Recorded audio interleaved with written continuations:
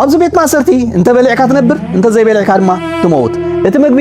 ንኹሉ ከም ዝኣክል ኮይኑ እዩ ካብ ላዕሊ ዝወርድ እቶም ኣብ ላዕሊ ዘለዉ ተሰሲዖም ንስኻ ትጠሚ ፊልም ዘ ፕላትፎርም እቲ ጨካን ትርኢት ናይ ዓለምና እተርኢ እስጳኛዊት ፊልም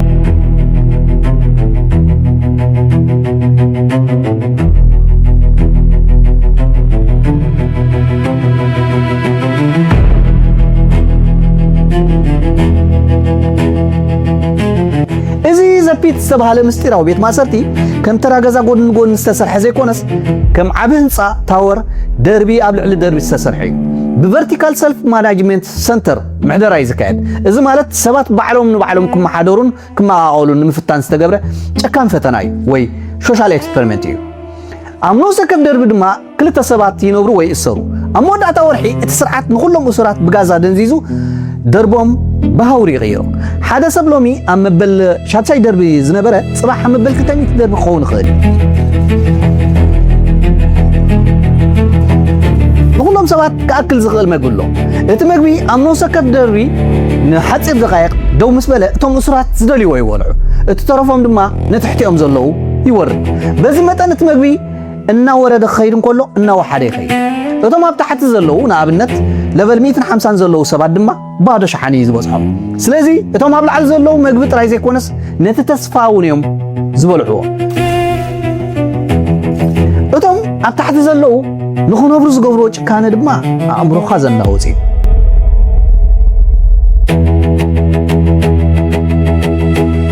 ምክንያቱ ክነብሩ እንተኮይኖም ንሓድሕዶም ክባላልዑ እዮም ዝግደዱ ቦሪንግ እቲ ቀንዲ ጠባይ ናይዛ ፊልም ምስ ትሬግማስ ዝተባሃለ መትዓቢቱ ኣብ ሓደ ደርቢ ዝእሰር ትሬግማስ ግን ብላዕ ወይ ተበላዕ ዝእምነቱ ነታ ጨካን ዓለም ዝውክል ሰብ እዩ ቦሪንግ ግን ብዛዕባ ሰብኣውነትን ፍትሕን ዝሓስብ ንፉዕ ሰብ እዩ ነቲ ስርዓት ብዘተን ብምኽርን ይቕይሮ ፅዕር መግቢ ማዕረን ማቐሊ ዝብሎም ዝሰምዑ ራሲ እዩ እምበር ኣብ ላዕሊ ክኾኑ ከለዉ ይስስዑ ኣብ ታሕቲ ክኾኑ ከለዉ ድማ ተስፋ ቀረፅ ይኾኑ دحرجين بورينج مسحادة بهرات استبعاله سبكوينو حد عبس قمت يوسد كلت يوم أبتو ما أدي مقبل تصعينهم مقبل بحيلنا مقولو نتحتي وردو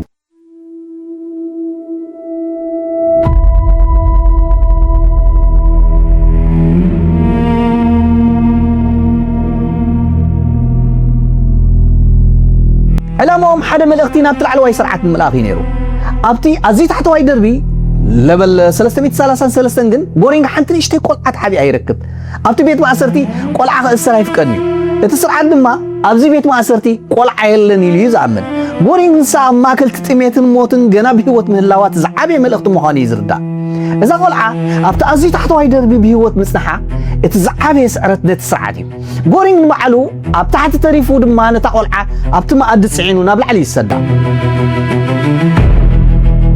بورينج يخون ولا بهرات نزاكيك كي تتنكفت نابل على خط من الله سالوا إلهم يمزق على سو منياتو تاكيك فتسمتي وي بيرفكت يعني نسا نابل علي انت تمليسا اتوم سرحتنياتات ازوم سبات نسسعوم سعيروم نزاكيك كي تتنكفت مليسهم لنالو زبل ملكت نملاخي نيرو دحارجن كابت ملكت نلعلي نزت أميت قول عام عنقالي بلس بمبال نتقول كتبلعة يفقدوا لا منياتو كاب حدا مستيراو ملقتن العلي هيوت حنت قلعة من عنقالي بلز سلاز بوليوم بورينج معلو خصوة فقارين يازخونة نعاء كابتسي أول نموتاي إذن ما قدامي تولدنا تمساي تولدنا مدحان مسوات خفل كم زلو وزري توقلتيو اتا قلعة موداتا مدحانا سباورو هرايا كابتستبالا شو سرعات كحيل كم زغل زخاخرناي بزي كازي تا قلعة نتينا يود سمسايا توقل علمنا كساب كن داي تشكن بزي قدس جنا نصه نجر كم زلو التريقي تصفيع بورينج نابز اسربيت كاتون كله حزوا زعتوه دونك جزاتي تبل مصحابيا دونك جزاتي اب تاريخ اسبانيا عالمنا بحال عالم كغير زدلي ግን ድማ بناي حاسوت جغنا እዩ ዝግለጽ بورينج ድማ ልክዕ ከም دونك جزاتي ንኹሉ ሰብ ከድሕን ይደሊ ግን ድማ እቲ ዝጥቀመሉ መንገዲ بحيل من بقراحي እዚ ድማ ንብዙሓት ሰባት ንሞት የቃልዖም ብሓፂሩ ትሕልሙ ቅዱስ ሓሳብ ማለት ኣዝዩ ጽቡቕ ሕልሚ ግን ድማ ኣብዚ ናይ ብላዕ ተባላላ ዓለም ከተተግብሮ ዘይትኽእል አንሪያሊስቲክ ሕልሚ ምዃኑ እያ ትነግረና እዛ ፊልም መቸምቲ ቤት ማእሰርቲ ናይ ብላዕ ተባላላ ዓንዲዩ ትሬግማስ ንቦሪንግ መትዓቢቱ ቕንሱ ኣሲሩ ብጭካነ ስጉኡ ቆራሪፁ ክበልዖም ዝጀመረ ቦሪንግ ብሓገዝ ሓንቲ ጓል እዩ ንትሬግማሲ ዝቐትሎ በዚ ምኽንያት ትሬግማሲ ኣብ ኣእምሮኡ እናመፀ እዩ ዘናውፆ ምኽንያቱ ከምቲ ዝፀልዮ ባህርያት ናይ ትሬግማሲ ቀታሊ ስለ ዝተቐየረን ውሽጡ ዘይኣምነሉ ገበን ስለ ዝፈፀመን እዩ ትሬግማሲ ኣብ ርእሱ ዝመላለሶ ስለዚ ጎሪንግ ንትሬግማሲ ክቐትሎ እንከሎ ነቲ ኣብ ገዛእ ውሽጡ ዝነበረ ንጹህነት ወይ ኢኖሰንስ እውን ይቐቲልዎ ኣብዚ ዓለም እዚኣ ንጹህ ኮንካ ናብ መወዳእታ ክትበፅሕ ኣይትኽእልን ኢኻ ዝብል ጨካን መልእኽቲ እዩ ኣለዉ ምሽ ብስድነቶምን ጭካኔዮምን ገይሮም ከምኦም ጨካን ቀይሮም ንጽህናኻን ጽባቐኻን ዝምንጥሉኻ ከምኦም በቃ ካልእ ዘገርም እቲ ህንፃ 333 ደርብታት ኣለዎ ኣብ መወሰከፍ ደርቢ ድማ 2 ሰባት ኣለዉ ብድምር 666 ሰባት ኣለዉ ማለት እዩ ስለዚ 666 ኣብ መጽሓፍ ቅዱስ ቁጽሪ ኣራዊት ተባሂሉ ዝፍለጥ ስለዚ እዛ ፊልም ነቲ ህንፃ ከም ሲኦል ጌራ እያ ትምስሎ ዘላ ኣራዊት ሰይጣን ኮይኖም ዘለዉ ድማ እቶም ሰባት እዮም እቲ ፀገም ካብ ሰይጣን ዘይኮነስ ካብቲ ሰብ ኣብ ልዕሊ ሰብ ዝፈጥሮ ጭካኔ እዩ ዝፍጠር እያ ትብለና ዘላ ካልእ ተወክሎ ናይዛ ፊልም እቲ ህንፃ ንደረጃታት ማሕበረሰብ ሶሻል ክላስ የመልክት እቶም ኣብ ላዕሊ ዘለዉ ሃብታማት እቶም ኣብ ታሕቲ ዘለዉ ድማ ድኻታት እዮም እቲ ምግቢ ንፀጋ ዓለም ወይ ሪሶርስ የመልክት እዛ ፊልም ትነግረና ኣብ ሓቂ ድማ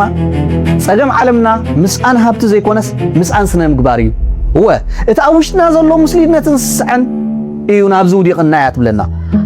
ላዕሊ ዘለዉ ስለ ዝስስዑ እቶም ታሕቲ ዘለዉ ይጠምዩ እቶም ሎሚ ኣብ ታሕቲ ኮይኖም ዝጣርዑ ሰባት ጽባሕ ናብ ላዕሊ ምስ ደየቡ ነቶም ታሕቲ ዘለዉ ይርስዕዎም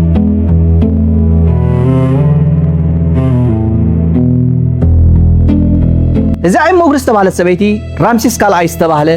ከልቢ ኣለዋ እዚ ስም እዚ ንትኩልቲ ወይ መልእኽቲ ዝኣተወ እዩ ምክንያቱ ራምሲስ ካልኣይ ኣብ ታሪክ ጥንታዊት ግብፂ ብሰላማዊ ስምምዓት ዝፍለጥ ፈርዖን እዩ እቲ ፊልም ነዚ ስም እዚ ዝጥቀመሉ እታ ሰበይቲ ዘለዋ አይዲያሊዝም ወይ ሰላማዊ ራእይ ንምግላጽ እዩ ንሳ እቶም ኣብቲ ጉድጓድ ዘለዉ ሰባት ብሰላም ተራዳዲኦም ነቲ መግቢ ብማዕረ ተማቒሎም ንኹሉ ሰብ ክበፅሕ ከም ዝኽእል ተኣምን እቲ ኸልቢ ድማ ናይቲ ሰላማዊ ምትሕጋዝን ስኒትን ምልክት እዩ እቶም ሰራሕተኛታት መግቢ ነቲ መግቢ ብጥንቃቐን ብፅፈትን ብውሕልነትን ክሰርሕዎ እዮም ዝረኣዩ እዚ ድማ ልክዕ ከምቲ ፈጣሪን ዓለም ፍፅምቲ ገይሩ ከም ዝፈጠራ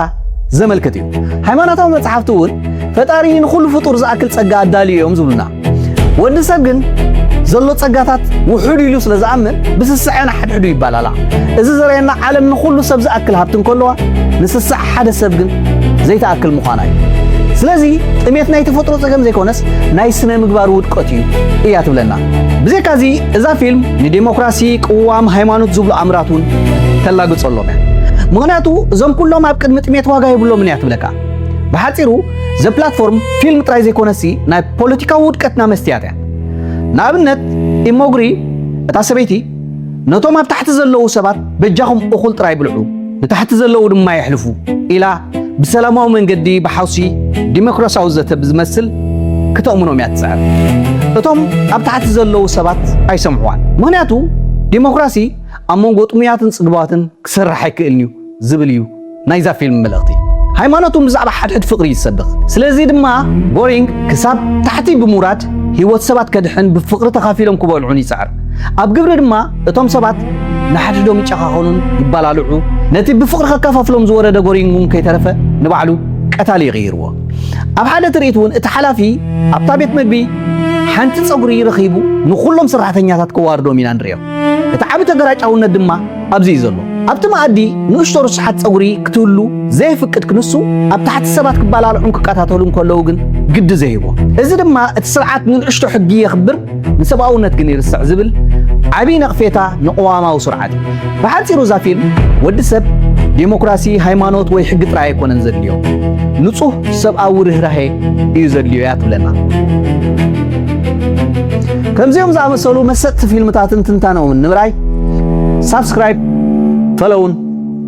ግበራ ታወዲ ሰናይ